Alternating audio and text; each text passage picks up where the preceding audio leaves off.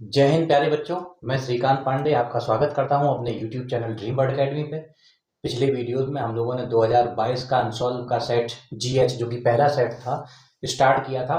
Question number 6 के का तक हम लोग सॉल्व कर चुके थे। आज हम उसके आगे सॉल्व करेंगे। छठवें का खा भी 5 अंक का है। इसमें 3 पार्ट है, फर्स्ट, सेकेंड और थर्ड। इसमें फर्स्ट पार्ट में आपको प्राथमिक एल्कोहल का विहाइड्रोजनी करना है। प्राथमिक एल्कोहल यानी कि RCH2OH, ये कोई भी प्राथमिक एल्कोहल है। इसकी जगह पे हम चाहें तो कोई पर्टिकुलर एल्कोहल ले सकते हैं। सपोज करिए हम एथिल एल्कोहल ले रहे हैं, CH3CH2OH। इसका विहाइड्रोजनीकरण करना है। विहाइड्रोजनीकरण का मतलब क्या होता है? हाइड्रोजन से विहीन कर देना।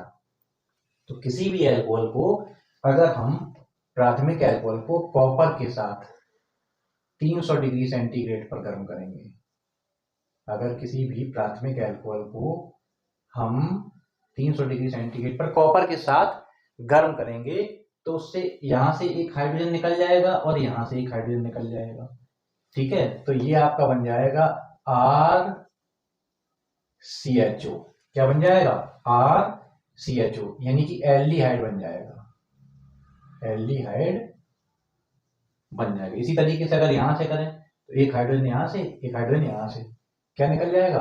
हाइड्रोजन निकल जाएगा, CH3CHO।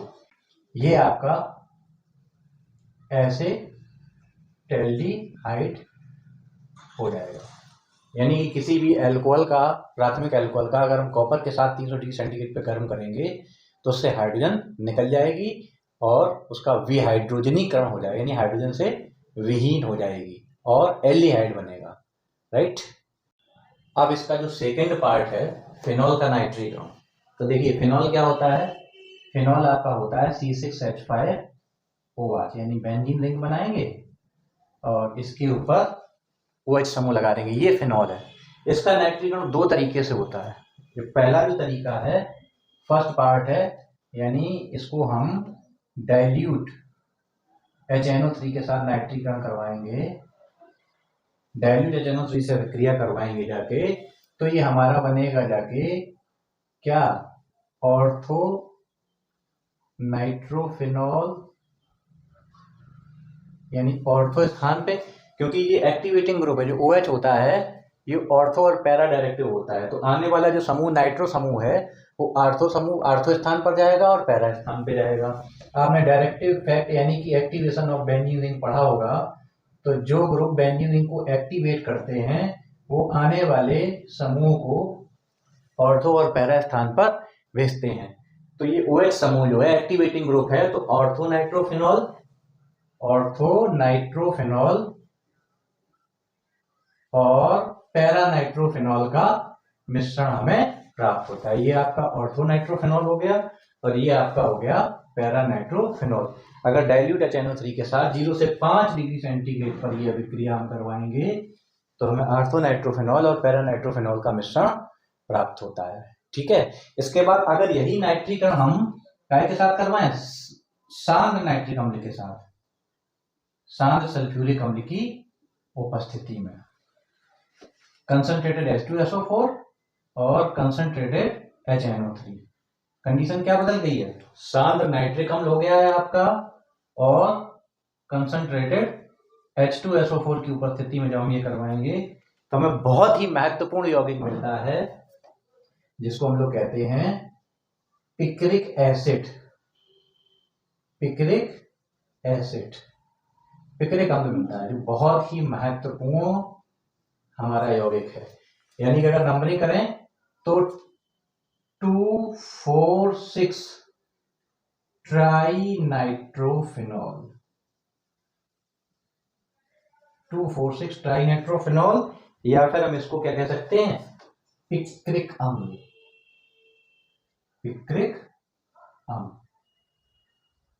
देखिए नाइट्रीकरण पूछा गया है तो तुम्हें नाइट्रीकरण 2 तरीके से होता है फिनॉल का। एक तो डाइल्यूट HNO3 के साथ 0 से 5 डिग्री सेंटीग्रेड पर अभिक्रिया करवाएंगे तो हमारा ऑर्थो और पैरा नाइट्रोफिनॉल का मिश्रण प्राप्त होगा। अगर वही अभिक्रिया सांद्र सल्फ्यूरिक अम्ल की उपस्थिति में सांद्र नाइट्रिक अम्ल से करवाएंगे तो हमें 2,4,6 ट्राई नाइट्रोफिनॉल यानी कि पिक्रिक अम्ल मिलता है। इस तरीके से ये आपका सेकेंड पार्ट हो गया। अब तीसरा पार्ट है आपका एनीसॉल के साथ फ्रीडल क्राफ्ट अभिक्रिया। तो फर्स्ट ऑफ ऑल हमें ये पता होना चाहिए कि फ्रीडल क्राफ्ट अभिक्रिया क्या होती है। तो जो एरोमेटिक कंपाउंड होते हैं जैसे बेंजीन है, टालवीन है, फिनॉल है, इनकी जो है जब मैथिल क्लोराइड के साथ या एस्टिल क्लोराइड के साथ निर्जल AlCl3 की उपस्थिति में अभिक्रिया कराई जाती है तो होता क्या है कि CH3 ग्रुप रिंग में इंट्रोड्यूस हो जाता है या CuCH3 ग्रुप रिंग में इंट्रोड्यूस हो जाता है। तो इसको हम कहते हैं फ्रीडल क्राफ्ट एल्कलीकरण। यानी कि अगर वलय में CH3 ग्रुप इंट्रोड्यूस करवाना है, प्रवेश करवाना है, CH3 समूह जुड़ जाए जाके, तो उसको हम एल्कलीकरण कहते हैं। और जब COCH3 समूह जुड़ता है तो उसको एस्टिलीकरण करते हैं। तो यहाँ पर हम लोग फ्रीडल क्राफ्ट एल्कलीकरण की बात करेंगे। तो ये कह रहे हैं कि एनीसॉल, तो एनीसॉल देखिए जो फिनॉल होता है उसमें होता है OH और एनीसॉल में होता है OCH3। तो इसकी अभिक्रिया हम करवाएंगे काय के साथ, CH3Cl के साथ, किसी भी एल्किल हैलाइड के साथ। इसकी जगह पे हम कॉमनली अगर यूज करना चाहें शब्द तो RX यूज कर सकते हैं। किसी भी एल्किल हैलाइड के साथ काय की उपस्थिति में, एनहाइड्रस निर्जल AlCl3 की उपस्थिति में करवाएंगे। तो जब निर्जल AlCl3 की उपस्थिति में ये अभिक्रिया करवाएंगे जाके तो ऑर्थो और पैरा स्थान पर हमें CH3 समूह प्रविष्ट होता हुआ दिखाई देगा। इसको हम क्या कहते हैं, फ्रीडल क्राफ्ट अभिक्रिया कहते हैं। इस तरीके से ऑर्थो और पैरा प्रोडक्ट हमें प्राप्त होंगे। यही अभिक्रिया अगर हम फिनॉल के साथ करवाएंगे तब भी CH3 समूह आ जाएगा, ठीक है। यही अभिक्रिया अगर हम टालवीन के साथ करवाएंगे तब भी CH3 समूह इंट्रोड्यूस हो जाएगा। केवल बेंजीन वलय के साथ करवाएं तब भी CH3 समूह इसमें प्रवेश होता हुआ दिखाई देगा। तो ये सारी अभिक्रियाएं फ्रीडल क्राफ्ट कहला। बात समझ में आई कि नहीं आई?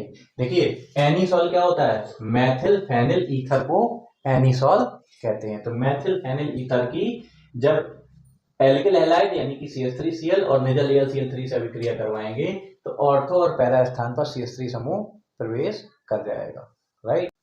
अब अगला क्वेश्चन है इसका अथवा। भैया तो हमें खापाट करना है या इसका अथवा करना है। तो इसमें अथवा में इन्होंने जो पहला पूछा है वो है पूछा है कोल्वे अभिक्रिया, महत्वपूर्ण अभिक्रिया है।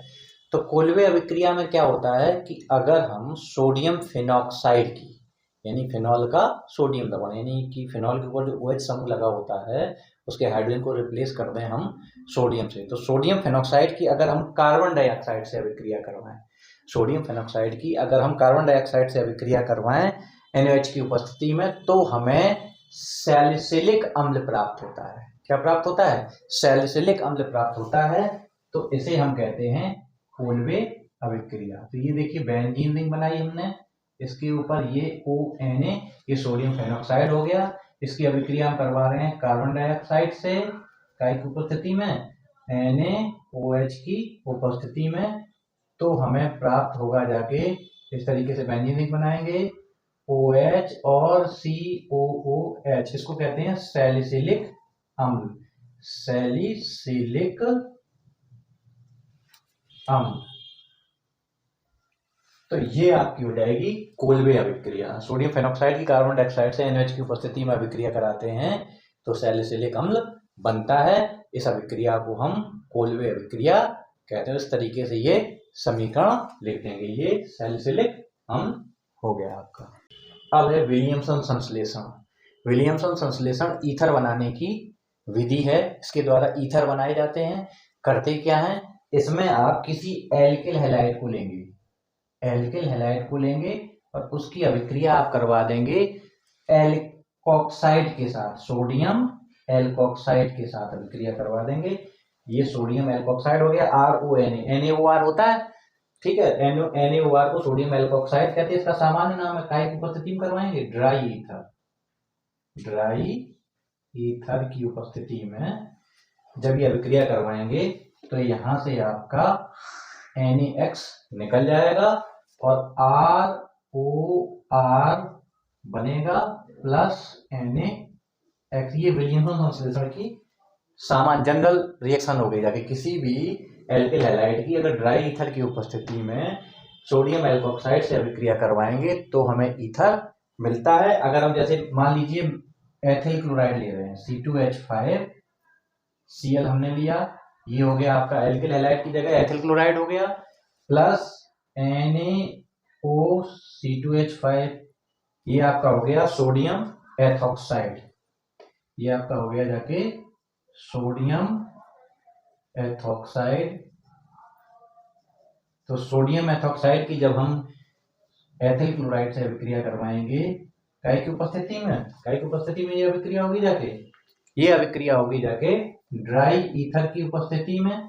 तो यहां से NaCl निकल जाएगा और C2H5OC2H5 प्लस NaCl, यानी कि हमारा डाई एथिल ईथर बनेगा जाके। क्या बनेगा जाके? डाई एथिल ईथर बनेगा जाके। ये बहुत ही महत्वपूर्ण अभिक्रिया है, राइट। अब आपकी बहुत ही इंपॉर्टेंट अभिक्रिया है राइमर-टी-मैन अभिक्रिया। देखिए फिनॉल की क्लोरोफॉर्म और NaOH से अभिक्रिया करवाएं और उसके बाद प्राप्त उत्पाद का जल अपघटन करवा दें तो हमें सैलिसिल एल्डिहाइड प्राप्त होता है। इस अभिक्रिया को राइमर-टी-मैन अभिक्रिया कहते हैं। हम क्लोरोफॉर्म के स्थान पर कार्बन टेट्राक्लोराइड का भी उपयोग कर सकते हैं, लेकिन तब हमें सैलिसिल एल्डिहाइड के बजाय सैलिसिलिक अम्ल प्राप्त होगा। देखिए फिनॉल को हमने लिया है, फिनॉल बेंजीन बनाएंगे और उसके ऊपर हमने OH लगाया। इसकी अभिक्रिया हम करवा रहे हैं क्लोरोफॉर्म से। तो क्लोरोफॉर्म का सूत्र होता है CHCl3, तो CHCl3, तो एक Cl और ये जो एक H है यहाँ से हटेगा और इस किसकी उपस्थिति में करवा रहे हैं? NaOH की उपस्थिति में करवा रहे हैं, NaOH की उपस्थिति में करवा रहे हैं। तो ये Na क्या करेगा, यहाँ से हाइड्रोजन को रिप्लेस कर देगा, Na यहाँ पर आ जाएगा और साथ में यहाँ से एक Cl यहाँ से निकलेगा और एक H यहाँ से निकलेगा और जो उत्पाद प्राप्त होगा जाके वो ये होगा जाके। देखिए इस तरीके से हमें उत्पाद प्राप्त होगा जाके ONa और यहाँ से एक Cl हट जाएगा तो CHCl2, ये उत्पाद हमें प्राप्त होगा। अभी NaOH का काम खत्म नहीं हुआ है, फिर से NaOH इस पर क्रिया करेगा और ये दोनों Cl यहाँ से हट जाएंगे, 2NaCl यहाँ से निकल जाएगा। तो यहाँ पर क्या आ जाएंगे, दोनों जगह पे OH आ जाएंगे। तो आपका उत्पाद ये बनेगा जाके, देखिए ONa CH OH और OH।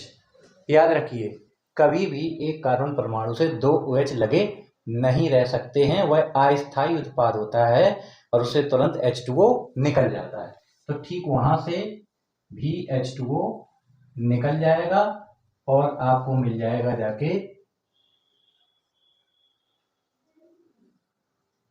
सैलिसिल एल्डिहाइड का सोडियम लवण। ये कैसा है, अस्थायी उत्पाद है, ये अस्थायी उत्पाद है और इसकी हम तनु HCl से अभिक्रिया करवाएंगे डाइल्यूट HCl से, तो NaCl यहां से निकल जाएगा और हमें प्राप्त हो जाएगा सैलिसिल एल्डिहाइड, सैलिसिल एल्डिहाइड। इसी अभिक्रिया को हम क्लोरोफॉर्म के बजाय कार्बन टेट्राक्लोराइड के साथ भी करवा सकते हैं। तो देखिए बिल्कुल सेम इसी तरीके से होगी। ये लिखा हमने फिनॉल, राइट, ये हमने फिनॉल लिख लिया। अब फिनॉल के साथ इसमें कार्बन टेट्राक्लोराइड की जगह पे, सॉरी क्लोरोफॉर्म की जगह पे CCl4 हो जाएगा, carbon tetrachloride, same to same NaOH रहेगा, कोई दिक्कत नहीं है। फिर बनेगा क्या जाके, देखिए ये वही ONa जैसे यहाँ पे हुआ था ठीक वैसे ही यहाँ पर हो गया ONa और यहाँ पर क्या हो जाएगा CCl3। यहाँ पे 2 Cl थे, यहाँ पर कितने आ जाएंगे, 3 Cl आ जाएंगे। तो जब 3 Cl आ जाएंगे फिर यहाँ पर फिर से NaOH, तो अब ये तीनों Cl 3Na के साथ 3NaCl निकल जाएंगे, -3NaCl। अब जब Cl निकल गए ये, तो इसकी जगह पे क्या आ जाएगा, इसकी जगह पे आ जाएंगे 3OH। कैसे आ जाएंगे, देखिए ONA तो था ही, और यहां पर क्या हो जाएगा COH OH और OH। भाई जब दो OH समूह एक कार्बन परमाणु से लगे नहीं रह सकते हैं, तो क्या 3 लगे रह जाएंगे, नहीं रह सकते। भाई किसी भी एक कार्बन परमाणु से ना तो 2 OH समूह लगे रह सकते हैं, ना 3 लगे रह सकते हैं। तो उनमें से क्या होगा, हमेशा जल का अणु निकल जाएगा। कोई भी 2 हाइड्रोजन और ऑक्सीजन मिलके जल अणु के रूप में निकल जाएंगे। ये भी कैसा है, आपका अस्थायी है। ठीक है, तो इस तरीके से यहाँ पर एल्डिहाइड प्राप्त हुआ था, यहाँ पर क्या प्राप्त होगा जाके आपको, अम्ल, COOH। ठीक है, अब इसका फिर वही डाइल्यूट HCl, तो फिर हमारा ये Na हट जाएगा और वहां पर HCl का H जुड़ जाएगा आके, और हमें मिलेगा जाके सैलिसिलिक अम्ल। इसको बोलते हैं सैलिसिलिक अम्ल। तो रीमर-टीमैन अभिक्रिया में हम फिनॉल की अभिक्रिया या तो क्लोरोफॉर्म से NaOH की उपस्थिति में करवाएं, या फिनॉल की अभिक्रिया कार्बन टेट्राक्लोराइड से NaOH की उपस्थिति में करवाएं NaOH के साथ क्लोरोफॉर्म और NaOH, और कार्बन टेट्राक्लोराइड और NaOH की फिनॉल के साथ अगर अभिक्रिया करवाएंगे, तो अगर हम क्लोरोफॉर्म लेंगे तो हमें सैलिसिल एल्डिहाइड मिलेगा जाके, और अगर हम कार्बन टेट्राक्लोराइड लेंगे तो हमें सैलिसिलिक अम्ल मिलेगा जाके। यहाँ पे आपका 6वां क्वेश्चन ये फिनिश होता है। ये रीमर-टीमैन अभिक्रिया है। आप अगर एक लिख के आएंगे तब भी आपको पूरे अंक मिलेंगे, और अगर ये लिख के आएंगे तब भी आपको, दोनों ही सही हैं। अगर दोनों लिख देते हैं तो आपका एग्जामिनर के, आपके प्रति एग्जामिनर का जो नजरिया है वो बहुत जबरदस्त हो जाएगा। अब प्रश्न नंबर 7वें का पार्ट। 7वें प्रश्न में भी 2 पार्ट हैं, 7वें का और 7वें का खा। इसमें भी चॉइस हमें मिलती है, का में भी अथवा मिलेगा और खा में भी अथवा मिलेगा। तो 7वें का ये भी 5 अंक का है और खा भी 5 अंक का, यानी 7वां प्रश्न आपका कुल 10 नंबर का है जाके। और इसमें इन्होंने पूछा है क्लोरोबेंजीन के साथ क्या क्या पूछा है। सबसे पहले इन्होंने पूछा है हैलोजनीकरण, फिर नाइट्रीकरण, फिर सल्फोनीकरण, फ्रीडल-क्राफ्ट अभिक्रिया व वुड फिटिंग अभिक्रिया के केवल समीकरण लिखिए। तो देखिए, सबसे पहले हम चलते हैं हैलोजनीकरण पे। पार्ट फर्स्ट में क्या करेंगे, हैलोजनीकरण करेंगे। कहेगा क्लोरोबेंजीन का। तो क्लोरोबेंजीन में हम बेंजीन रिंग बनाएंगे और उसके ऊपर हम क्लोरीन परमाणु लगाएंगे। उसके बाद इसका क्लोरीनीकरण करेंगे, यानी किसकी अभिक्रिया करवाएंगे, क्लोरीन से निर्जल AlCl3 की उपस्थिति में, निर्जल AlCl3 की उपस्थिति में। तो जैसा कि पता है, जितने भी क्लोरीन है ये एक्टिवेटिंग ग्रुप है, यानी कि ऑर्थो पैरा डायरेक्टिव है। तो हमें ऑर्थो डाइक्लोरोबेंजीन, ये आपका ऑर्थो प्रोडक्ट हो गया, और साथ में पैरा डाइक्लोरोबेंजीन का मिश्रण हमें प्राप्त होता है। Ortho dichlorobenzene and para dichlorobenzene. Chlorobenzene के हैलोजनीकरण से हमें ऑर्थो डाइक्लोरोबेंजीन और पैरा डाइक्लोरोबेंजीन का मिश्रण प्राप्त होता है। ठीक है, इसके बाद दूसरा पार्ट आता है आपका नाइट्रीकरण। नाइट्रीकरण में क्या होगा जाके, देखिए क्लोरोबेंजीन की अभिक्रिया हम करवाएंगे जाके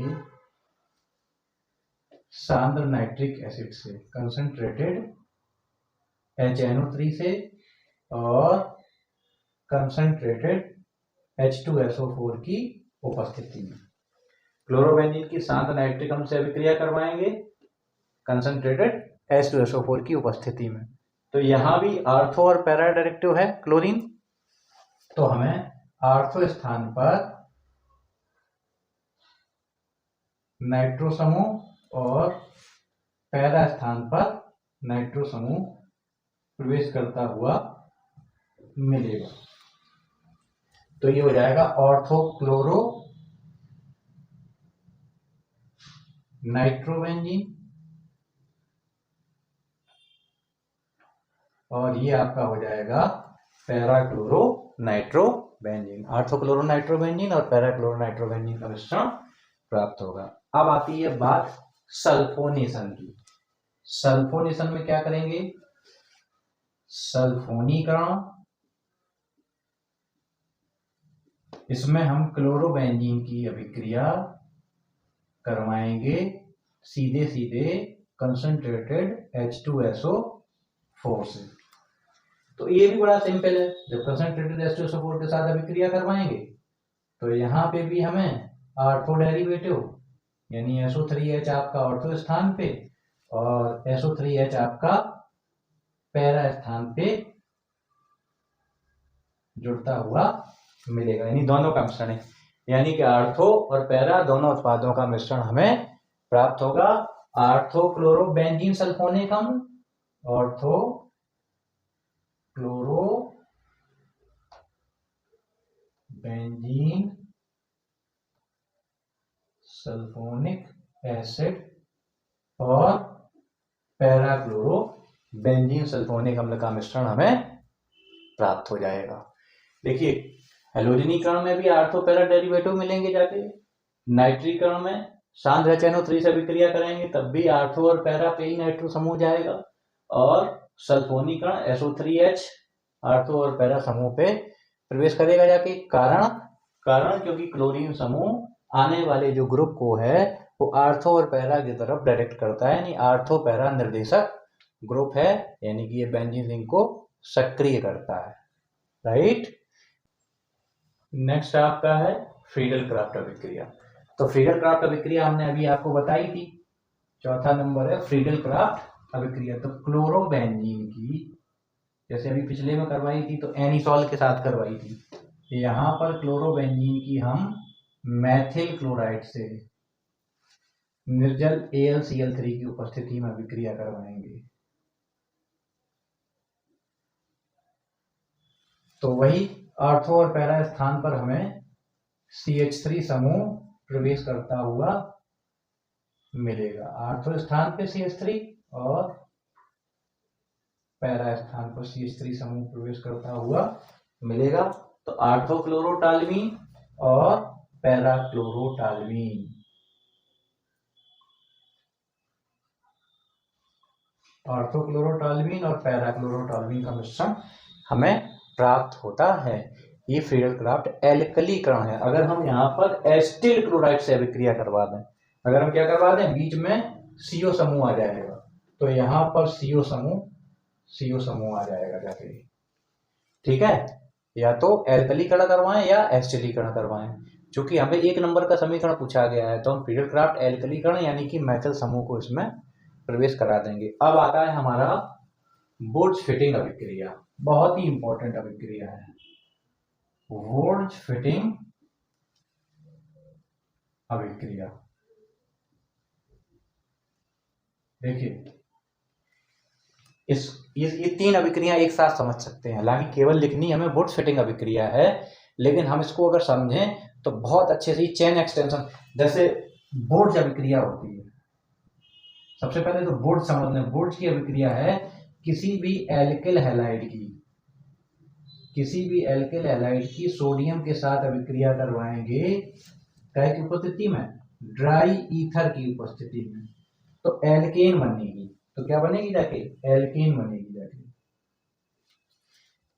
R single bond R plus 2NaX alkane बनेगी। वुड्स अभिक्रिया में क्या होता है कि एल्किल हैलाइड के दो अणु लेंगे और एल्किल हैलाइड के दो अणुओं को सोडियम के साथ अभिक्रिया करवाएंगे ड्राई ईथर की उपस्थिति में, तो एल्केन हमें प्राप्त हो जाएगी। अब ठीक इसी तरीके से फिटिंग अभिक्रिया है, फिटिंग अभिक्रिया। फिटिंग अभिक्रिया में एल्किल हैलाइड की जगह पे हम क्या ले लेंगे, एराइल हैलाइड ले लेंगे। और सोडियम के साथ अभिक्रिया करवाएंगे, 2 अणु लेंगे एराइल हैलाइड के ड्राई ईथर की उपस्थिति में, तो हमें Ar single bond Ar plus 2 NaX, Ar का मतलब होता है C6H5X plus 2 Na plus X C6H5 dry ether की उपस्थिति में। ये NaX हाइड्रोजन होता है, Cl Br I में से कोई भी एक हो सकता है, तो यहाँ पर क्या बन जाएगा C6H5 single bond C6H5 plus 2 NaX, इसको कहेंगे डाईफेनिल, इसको क्या कहेंगे डाईफेनिल। अब आधा पार्ट फिटिंग का ले लो और आधा बुड्स का ले लो, यानी बुड्स और फिटिंग को मिक्स कर दिया इन्होंने। तो इन्होंने क्या किया, आधा फिटिंग का पार्ट ले लिया, यानी कि C6H5Cl, जैसा कि क्लोरोबेनिन है तो हमने क्लोरोबेनिन ले लिया। इसकी अभिक्रिया करवाएंगे काय के साथ, Na के साथ, और दूसरा पार्ट फिटिंग का बुड्स का ले लेंगे, क्या ले लेंगे CH3Cl मैथिल क्लोराइड ले लेंगे, और सेम ड्राई ईथर की उपस्थिति में ये अभिक्रिया जब हम करवाएंगे जाके, तो यहां से ये निकल जाएगी और आपकी टालवीन बन जाएगी C6H5 CH3 प्लस 2 NaCl। ये क्या बन गई जाके, टालवीन बन गई जाके। कहने का मतलब ये हुआ कि बुड्स अभिक्रिया होती है कि एल्किल हैलाइड लिए, जैसे मैथिल क्लोराइड एथिल क्लोराइड या मैथिल ब्रोमाइड एथिल ब्रोमाइड की सोडियम से अभिक्रिया करवाएंगे डाई ईथर की उपस्थिति में, तो अगर मैथिल क्लोराइड लेंगे तो एथेन बन जाएगी, अगर एथिल क्लोराइड लेंगे तो ब्यूटेन बन जाएगी। इसी तरीके से अगर हम क्लोरोबेंजीन के 2 अणु यानी एरोमेटिक हैलाइड ले लेंगे, एराइल हैलाइड ले लेंगे, तो क्या होगा जाके डाईफेनिल बन जाएगा, यानी 2 बेंजीन रिंग आपस में जुड़ जाएंगे। अगर आप देखना चाहते हैं तो इस तरीके से यौगिक हमें प्राप्त होगा जाके, ये डाईफेनिल हो गया जाके। तो ये आपकी हो गई बुड्स अभिक्रिया, ये हो गई फिटिंग अभिक्रिया।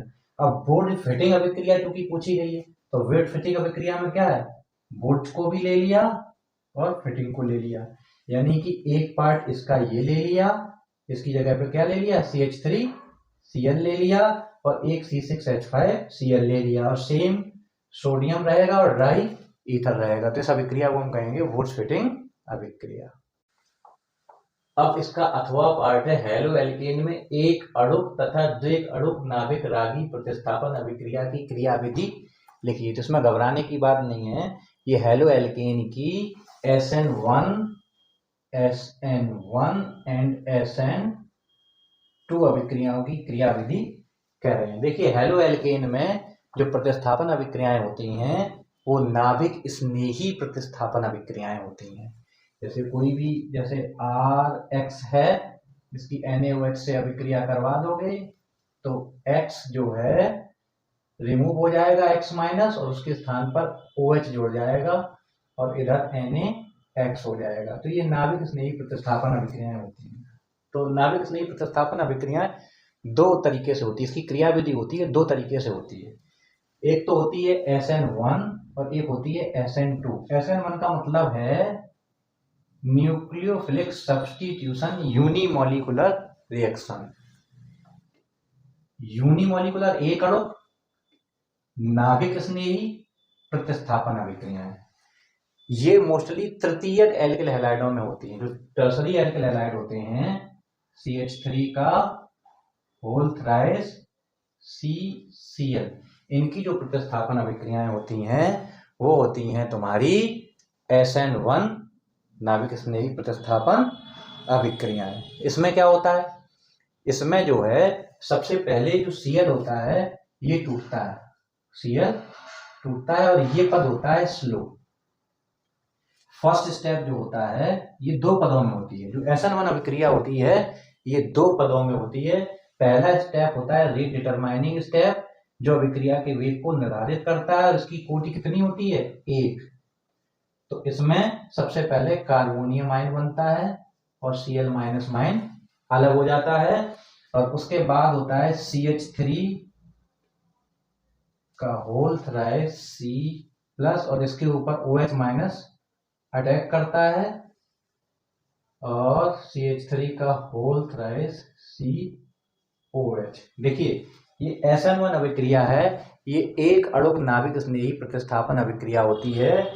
क्योंकि इसमें होती तो ये दो पदों में है, लेकिन केवल एक पद तीव्र गति स्लो होता है, धीमे गति से होता है, जिसकी वजह से केवल एक पद अभिक्रिया के वेग को निर्धारित करता है। दूसरा स्टेप बहुत फास्ट होता है, दूसरा स्टेप बहुत फास्ट होता है और ये अभिक्रिया के वेग को डिसाइड नहीं करता। तो इसकी कोटि कितनी होती है? एक।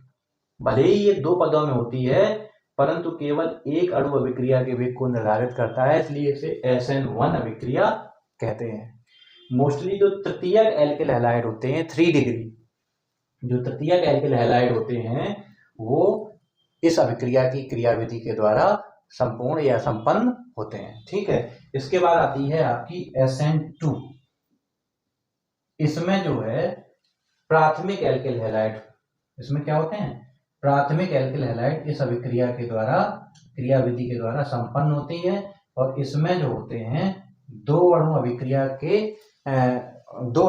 के वेग को निर्धारित करते हैं, यानी दो अणु अभिक्रिया के वेग डिसाइडिंग फैक्टर होते हैं, रेट डिसाइडिंग फैक्टर होते हैं, इसलिए इसे द्वि-अणुक नाभिक स्नेही प्रतिस्थापन अभिक्रिया कहते हैं। और ये अभिक्रिया की क्रियाविधि केवल एक पद में संपन्न होती है। इसमें क्या होता है कि एक साथ नाभिक स्नेही का जुड़ना, एक साथ नाभिक स्नेही अटैक करता है और एक साथ हटता है, यानी कि इसमें एक संक्रमण अवस्था बनती है जाके, यानी एक तरफ से आपका OH इससे जुड़ रहा होगा और दूसरी तरफ से Cl हट रहा होगा। ये इसकी क्या हो गई? संक्रमण अवस्था हो गई जाके। ठीक है, तो इसमें इसका अणु और OH दोनों के अणु अभिक्रिया के वेग को निर्धारित करते हैं, इसलिए यह जो है द्वि-अणुक नाभिक स्नेही प्रतिस्थापन अभिक्रिया कहलाती है। याद रखिएगा, SN1 होती है दो पदों में और उसकी कोटि होती है एक, इसलिए इसे SN1 कहते हैं। और SN2 होती तो एक ही पद में संपूर्ण है, परंतु इसमें दो अणु अभिक्रिया के वेग को डिसाइड करते हैं, इसलिए इसे द्वि-अणुक नाभिक स्नेही प्रतिस्थापन अभिक्रिया कहते हैं। SN1 के थ्रू तृतीयक एल्किल हैलाइडों का प्रतिस्थापन होता है और SN2 के थ्रू प्राथमिक हैलोएल्केनों का प्रतिस्थापन होता है। अब है सातवें का खा पार्ट, जिसमें आपका है क्लीमेंसन अपचयन। तो क्लीमेंसन अपचयन क्या होता है? फर्स्ट पार्ट है किसी भी कार्बोनिल कंपाउंड की जिंक अमलगम व HCl से जब हम अपचयन करवाते हैं तो CO समूह यानी जो कार्बोनिल समूह होता है वो एल्केन में यानी कि CH2 में कन्वर्ट हो जाता है। देख लीजिए, जैसे कार्बोनिल कंपाउंड CH3CH_O या और कोई भी कार्बोनिल कंपाउंड CO समूह, जिन कार्बनिक यौगिकों में CO समूह पाया जाता है कार्बोनिल कंपाउंड कहलाते हैं। जैसे आपके एल्डिहाइड हैं, जैसे आपके कीटोन हैं, ये तुम्हारे कार्बोनिल कंपाउंड है। इसकी अभिक्रिया हम करवाएंगे, इसका अपचयन करवाएंगे काय के द्वारा? जिंक अमलगम व HCl, ये अपचायक हैं क्लीमेंसन अपचयन में। और इसमें हमें कितने चाहिए? देखिए, इसको यहाँ से पूर्ण अपचयन करवाने के लिए 2H यहाँ चाहिए और 2H यहाँ चाहिए, यानी टोटल कितने हाइड्रोजन चाहिए? 4 हाइड्रोजन।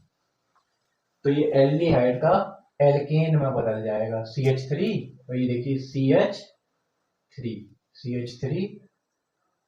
CH3 और प्लस H2, ये हो गया आपका कौन सा? क्लीमेंसन अपचयन। अब दूसरा है आपका वोल्फ-किस्नर रिडक्शन। इसमें भी अपचयन किया जाता है। इसके लिए क्या करते हैं? इसके लिए पहले हाइड्रोजीन से अभिक्रिया करवाते हैं। जो कार्बोनिल कंपाउंड होता है उसकी हम हाइड्रोजीन से अभिक्रिया करवाते हैं। हाइड्रोजीन NH2NH2 यानी कि H2NNH2। हाइड्रोजीन से जब अभिक्रिया करवाते हैं तो आप देख पा रहे होंगे यहाँ से H2O निकल जाता है और हाइड्रोजन बनता है CH3 CH3 C double bond NH2। इसका फिर जब हम NaOH से अभिक्रिया करवा देते हैं, इसकी जब NaOH के साथ इसको हम गर्म कर देते हैं तो उससे ये नाइट्रोजन निकल जाती है और यहाँ पर CH2 आ जाता है, यानी कि CH3 CH3 CH2 plus N2। इस अभिक्रिया को हम लोग कहते हैं वोल्फ्सनर रिडक्शन। इसके द्वारा भी कार्बोनिल समूह को मैथिलीन समूह में अपचयित किया जाता है। अब है एल्डोल संघनन। वे एल्डिहाइड या कीटोन जिनमें अल्फा H एटम उपस्थित होता है NaOH की उपस्थिति में एक योगात्मक यौगिक बनाते हैं। हम लोग बात कर रहे हैं एल्डोल संघनन की। तो एल्डोल संघनन में कोई भी एल्डिहाइड, जैसे मान लीजिए CH3CHO यानी CO समूह, ये आपका क्या हो गया, CO समूह है। तो CO समूह से जुड़े कार्बन को क्या कहते हैं, अल्फा कार्बन। और इस पर जितने भी हाइड्रोजन होते हैं इनको क्या कहते हैं, अल्फा हाइड्रोजन। इसमें 3 अल्फा हाइड्रोजन है, जैसे आप देख पा रहे होंगे कि ये तीनों कैसे हैं, 3 अल्फा हाइड्रोजन है। हम चाहें तो एल्डिहाइड ले सकते हैं, हम चाहें तो कीटोन ले सकते हैं। एटलीस्ट एक अल्फा H एटम उसमें जरूर होना चाहिए। अब आप पूछोगे सर ऐसा कौन सा एल्डिहाइड है जिसमें अल्फा H एटम नहीं होता है, तो देखिए फॉर्मेल्डिहाइड HCHO। देखिए इसमें भैया अल्फा कार्बन ही नहीं, यानी CO समूह से जुड़े कार्बन के बाद कोई कार्बन है ही नहीं। तो इसमें जब अल्फा कार्बन ही नहीं है तो अल्फा हाइड्रोजन नहीं हो सकता। या बेंजेल्डिहाइड की बात करी जाए तो CHO, CO समूह से अल्फा कार्बन तो है यहाँ पर। देखिए बेंजेल्डिहाइड में अल्फा कार्बन तो उपस्थित है, अल्फा कार्बन तो यहाँ पर उपस्थित है, लेकिन यहाँ पर अल्फा हाइड्रोजन उपस्थित नहीं है। यहाँ पर अल्फा कार्बन तो है, लेकिन इस अल्फा कार्बन पर कोई हाइड्रोजन नहीं है। तो ऐसे एल्डिहाइड या कीटोन जिनमें कम से कम एक अल्फा H एटम होता है NaOH की उपस्थिति में, NaOH की उपस्थिति में उसके 2 अणु जुड़ जाते हैं और एक योगात्मक यौगिक बनाते हैं जिसको हम लोग एल्डोल कहते हैं। देखिए ये भी एस्टेल्डिहाइड है और ये भी एस्टेल्डिहाइड है, इसमें अल्फा H एटम है, इसमें भी अल्फा H एटम है। तो होगा क्या कि यहाँ पर ये O के साथ बॉन्ड आ जाएगा और H कहाँ आ जाएगा, इसके साथ, और ये जुड़ जाएगा आके इसके साथ। तो आपका ये बनेगा जाके CH3C, ये वाली C की बात कर रहे हैं, तो ये वाली C के साथ जो H था इसको साइलेंट कर दिया, झंझट खत्म, और ये H था इस O के साथ आ गया तो OH हो गया, ठीक है। और ये CH2CHO इसके साथ जुड़ गया, ये बन गया आपका एल्डोल। इसी अभिक्रिया को हम लोग क्या कहते हैं, एल्डोल संघनन कहते हैं। अगर अल्फा H एटम ना हो, ऐसे एल्डिहाइड लिए जाए, NaOH की उपस्थिति में गर्म किया जाए तो फिर एक अम्ल लवण और एक एल्कोहल बनता है, उसको हम लोग कहते हैं कैनिजारो अभिक्रिया। अभी आगे है, ये देखो कैनिजारो, इसी अभी समझ लो। जब अल्फा, तो यहाँ पर क्या लिखेंगे 2HCHO, ये आपका क्या है, फॉर्मेल्डिहाइड है।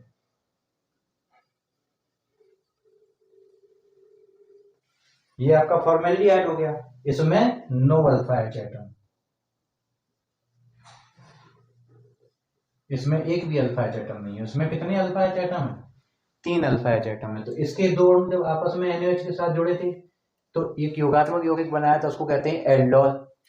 और जब बिना अल्फा H एटम वाले 2 अणु आपस में जुड़ेंगे जाके तो क्या होगा, एक तो एल्कोहल बनेगा, यानी कि CH3OH मेथिल एल्कोहल बन गया, और एक अम्ल लवण यानी कि CH3COON, एक एल्कोहल और एक अम्ल लवण, HCOO Na बनेगा जाके, एक सोडियम फॉर्मेट और मैथिल एल्कोहल। अगर जिनमें अल्फा एच एटम हैं वो NaOH के साथ जुड़कर एक योगात्मक यौगिक बनाते हैं, इस अभिक्रिया को एल्डोल संघनन कहते हैं। और अगर एल्डिहाइडों में अल्फा एच एटम नहीं है तो वो NaOH के साथ अभिक्रिया करके एक एल्कोहल व एक अम्ल लवण बनाते हैं, इस अभिक्रिया को कैनिजारो अभिक्रिया कहते हैं। ये आपका हमने ये वाला पार्ट करवा दिया। ये दोनों अभिक्रियाएं बहुत इंपॉर्टेंट है। अल्फा एच एटम अगर उपस्थित है एल्डिहाइड और कीटोन में तो एल्डोल संघनन होगा NaOH के साथ, और अगर अल्फा एच एटम उपस्थित नहीं है तो एक अम्ल लवण और एक एल्कोहल बनेगा जाके, इस अभिक्रिया को कैनिजारो अभिक्रिया कहेंगे जाके। ठीक है, जैसे एस्टेल्डिहाइड या एसीटोन, इस टाइप के जो एल्डिहाइड और कीटोन हैं वो NaOH के साथ एल्डोल संघनन देते हैं, और जिनमें अल्फा एच एटम नहीं है जैसे फॉर्मेल्डिहाइड और बेंजेल्डिहाइड, ये NaOH के साथ कैनिजारो अभिक्रिया देते हैं। ये हो गए, ये हो गया। अब आपका हेल्महोल्ट्ज-जेलेंस्की अभिक्रिया ये रही है। देखिए, जो कार्बोक्सिलिक अम्ल होते हैं जिन्हें वसीय अम्ल भी कहते हैं, जिन कार्बोक्सिलिक अम्ल में अल्फा एच एटम होता है, हेल्महोल्ट्ज-जेलेंस्की है, तो जिन कार्बोक्सिलिक अम्लों में जैसे CH3, CH2, COOH, जिन कार्बोक्सिलिक अम्लों में अल्फा एच एटम होता है, जैसे CO समूह से जुड़े कार्बन परमाणु को क्या कहेंगे? अल्फा कार्बन परमाणु, अल्फा कार्बन परमाणु। तो इसमें कितने अल्फा एच एटम है? इसमें 2 अल्फा एच हैं। कितने अल्फा एच हैं? 2 अल्फा एच एटम है। जिन कार्बोक्सिलिक अम्लों में अल्फा एच एटम होता है वो क्लोरीन या ब्रोमीन से रेड फास्फोरस की उपस्थिति में अभिक्रिया करके क्लोरो व्युत्पन्न देते हैं अल्फा स्थान पर, यानी कि CHCl COOH Br है तो Br क्लोरो या ब्रोमो। अगर आप यहाँ पर Br लेंगे तो यहाँ पर Br आ जाएगा, H हट जाएगा, तो इस अभिक्रिया को हम हेल्महोल्ट्ज-जेलेंस्की अभिक्रिया कहते हैं। किसी भी वसीय अम्ल के जिसमें अल्फा एच एटम होता है, यानी कि कहने का मतलब ये है कि अल्फा एच एटम कार्बोक्सिलिक अम्लों के क्लोरीन या ब्रोमीन के द्वारा प्रतिस्थापित हो जाते हैं रेड फास्फोरस की उपस्थिति में। इस अभिक्रिया को हेल्महोल्ट्ज-जेलेंस्की अभिक्रिया कहा जाता है। ठीक है, ये 7वें का हो गया, खा हो गया। अब 7वें का खा का अथवा, ये भी 5 क्वेश्चन 5 नंबर के हुए लगे, यानी 1-1 नंबर के हैं जिसके समीकरण हमें लिखने थे। तो देखो बच्चों, मैं बहुत मेहनत से आपको सॉल्व करा रहा हूँ। अगर आपको अच्छा लग रहा है, समझ में आ रहा है, तो आप अपने दोस्तों के साथ इसे शेयर करिए, जिससे मेरा भी उत्साह बढ़ेगा। मैं बहुत और एनर्जी डालकर और अच्छे से आपको आगे के सेट्स को समझाने की कोशिश करूंगा। तो इसको शेयर करिए, मेरे चैनल को सब्सक्राइब करिए और अधिक से अधिक बच्चों के पास ये पहुंचाइए, जिससे उनका भी भला हो सके और उनको अनसॉल्व ये जो उनकी तैयारी है वो अच्छे से तैयारी उनकी हो सके। देखिए, अब आखिरी प्रश्न है 7वें के खा का अथवा। इसमें क्या है कि आपको समीकरण दिए गए हैं और खाली स्थान दिए गए जिनमें आपको भरना है, रिक्त स्थानों की पूर्ति करनी है। 5 समीकरण दिए गए हैं, 5 रिक्त स्थान आपको भरने और 1 अंक प्रत्येक रिएक्शन के लिए निर्धारित है। तो जैसा कि पहले दिख रहा है कि एल्डिहाइड की अभिक्रिया हो रही है और यहाँ पर सिल्वर हमें प्राप्त हो रहा है और अमोनिया हमारी निकल रही है, तो इसमें हमारा भरा जाएगा टॉलिन रिएजेंट। ये टॉलिन रिएजेंट होता है जो अमोनिया में सिल्वर नाइट्रेट होता है, अमोनियम हाइड्रोक्साइड की सिल्वर नाइट्रेट से अभिक्रिया कराए तो ये हमें प्राप्त होता है। तो यहाँ पर ये चीज भरी जाएगी, तो ये समीकरण हमारा कंप्लीट हो जाएगा। दूसरे में हमारी ईटार्ड अभिक्रिया है। कौन सी अभिक्रिया है? ईटार्ड अभिक्रिया है, यानी टाल्विन की जब हम क्रोमिक क्लोराइड से अभिक्रिया कराते हैं CH2 की उपस्थिति में, तो एक मध्यवर्ती यौगिक हमें प्राप्त होता है जो कि फिलिंग द ब्लैंक्स में हमें लिखना है। उसका अपचयन करने पर हमें बेंजेल्डिहाइड प्राप्त हो जाता है। तो यहाँ पर जो मिडिल में भरने वाला कंपाउंड है वो ये खाली स्थान में भरा जाएगा, राइट। और जो थर्ड पार्ट है वो हमारा गेटरमैन कोच एल्डिहाइड अभिक्रिया है, यानी कि बेंजीन की कार्बन मोनोऑक्साइड और HCl से अभिक्रिया कराते हैं तो हमारा बेंजेल्डिहाइड प्राप्त होता है। और ये बेंजेल्डिहाइड ये बनाने की जो अभिक्रिया, इसका नाम है गेटरमैन कोच एल्डिहाइड संश्लेषण। इससे हम बेंजीन से बेंजेल्डिहाइड बनाते हैं। ठीक है, इसके बाद है ये यहाँ पर किसी चीज का अपचयन करने से हमें ये बेंजल्डिहाइड मिल रहा है, तो यहाँ पर हमने बेंजोइल क्लोराइड भरा है C6H5COCl, यानी एसिड क्लोराइड का जो हम पैलेडियम और बेरियम सल्फेट के द्वारा अपचयन करवाते हैं तो एल्डिहाइड में कन्वर्ट हो जाता है। इस अभिक्रिया को हम कहते हैं रोजेनमुंड अपचयन। देखिए नेम रिएक्शंस बहुत इंपॉर्टेंट हैं। और इसके बाद जब हम साइनाइड का SnCl व HCl से अभिक्रिया करवाते हैं तो बीच में हमें एक मध्यवर्ती यौगिक कॉम्प्लेक्स कंपाउंड प्राप्त होता है, जिसको हम जब जल अपघटित करवाएंगे तो हमारा एल्डिहाइड बन जाता है। इस प्रकार से ये 5 समीकरण हैं जिन्हें हमें फिल करना है, और फिल करने से हमें 5 अंक प्राप्त हो जाएंगे। हमारे पास चॉइस रहती है, हम चाहे तो का पार्ट हल करें, चाहे तो खा पार्ट हल करें। इस प्रकार से आज आपका ये सेट GH सेट, जो कि पहला सेट है सन 2022 का, कंप्लीट होता है। आप इसको अपने दोस्तों के साथ शेयर करिए और उनको भी लाभ मिलेगा। देखिए आपकी अच्छी तैयारी तभी हो सकती है जब आपकी सही से पल्सिंग हो जाए, राइट। तो अगर आपको अच्छा लग रहा है तो शेयर करिए और सब्सक्राइब भी करिए, और साथ साथ कमेंट भी करिए। और देखिए साथ ही साथ मैंने इसका जो अनसॉल्व करने का तरीका है, किस तरीके से बोर्ड एग्जाम में लिखते हैं, वो लिखने का तरीका मैंने आपको इसकी वीडियो की डिस्क्रिप्शन की लिंक में डाल दिया है, लिंक बना के डाल दिया है। आप वहां पर जाके उसको डाउनलोड कर सकते हैं, देख सकते हैं। So thank you very much. जय हिंद प्यारे बच्चों। मिलते हैं अगले सेट में, दूसरा सेट जब सॉल्व करेंगे तो नेक्स्ट वीडियो में नए सेट के साथ मिलते हैं।